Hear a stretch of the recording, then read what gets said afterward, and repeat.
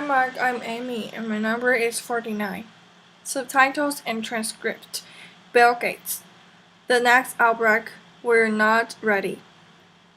1 million views, April 2015. Select language, English. When I was a kid, the disaster we worried about most was a nuclear war. That's why we had a barrel like so down in our basement filled with cans of food and water.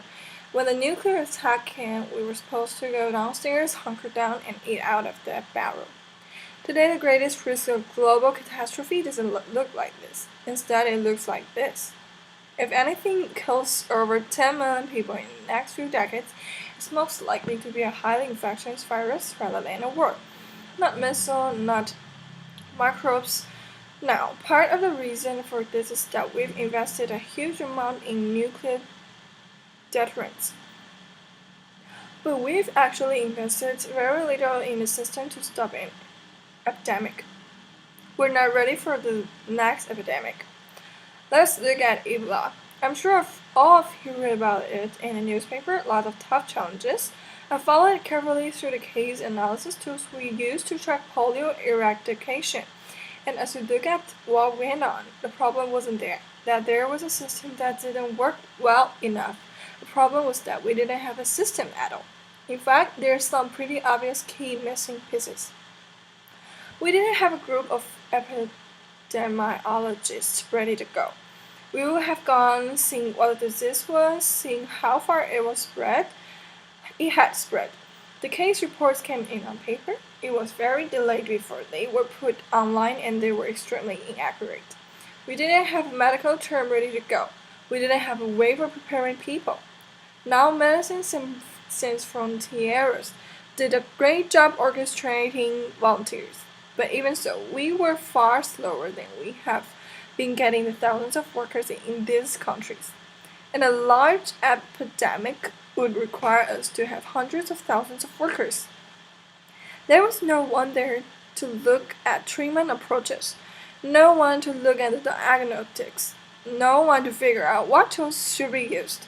As an example, we could have taken the blood of survivors, processed it, and put that plasma back in people to protect them. But that was never tried. So there was a lot that was missing. And these things are really a global failure. WHO is funded to monitor epidemics, but not to do these things I talked about. Now in the movie, it's quite different. There's a group of hands and epidemiologists get ready to go. They move in, they save the day, but that's just pure Hollywood. The failure to prepare could allow the next epidemic to be dramatically more devastating than Ebola. Let's look at the progression of Ebola over this year. About 10,000 people died, and nearly all were in the 3 West African countries. There's 3 reasons why it didn't spread more. The first is that there was a lot of heroic work by the health workers. They found the people and they prevented more infections. The second is the nature of the virus. Ebola was not spread through the air, and by the time we are contagious, most people are so sick that they are bedridden. Third, it didn't get into many urban areas, and that was just luck. If it had gotten into a lot more urban areas, the case numbers would have been much larger. So next time we might not be so lucky. You can have a virus where people feel well enough while they're infectious that they get on a plane or they go to a market. The source of the virus could be a natural epidemic like Ebola, or it could be bioterrorism. So there are things that will literally make things 1,000 times worse. In fact, let's look at a model of a virus spread through the air, like the Spanish flu back in 1918. So here's what would happen. It would spread throughout the world very, very quickly, and you can see over 30 million people died from that epidemic. So this is a serious problem. We should be concerned. But in fact, we can build a really good response system. We have the benefits of all the science and technology that we talked about here.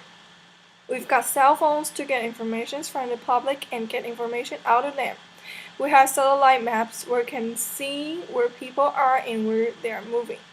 We have advances in biology that should dramatically change in turnaround time to look at a pathogen and be able to make the drugs and vaccines that fit for that pathogen. So we can have tools, but those tools need to be put into an overall global health system, and we need preparedness. The best lessons, I think, on how to get prepared are again what we do for work. For soldiers, we have full time waiting to go. We have reserves that can scale us up to large numbers. An ATO has a mobile unit that can deploy very rapidly. An ATO does a lot of war games to check. Are people well trained? Do they understand about fuel and logistics? They understand radio frequencies? So they're absolutely ready to go. So those are the things. Those are the kinds of things that we need to deal with an epidemic.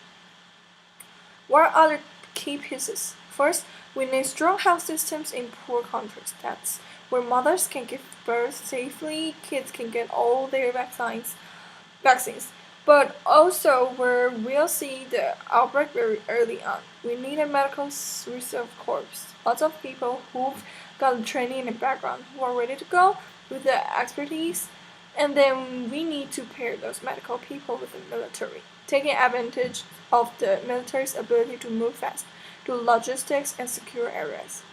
We need to do some simulations, germ games, not war games, so that we see where the holes are. The last time a germ game was done in the United States were back in 2001, and it didn't go so well.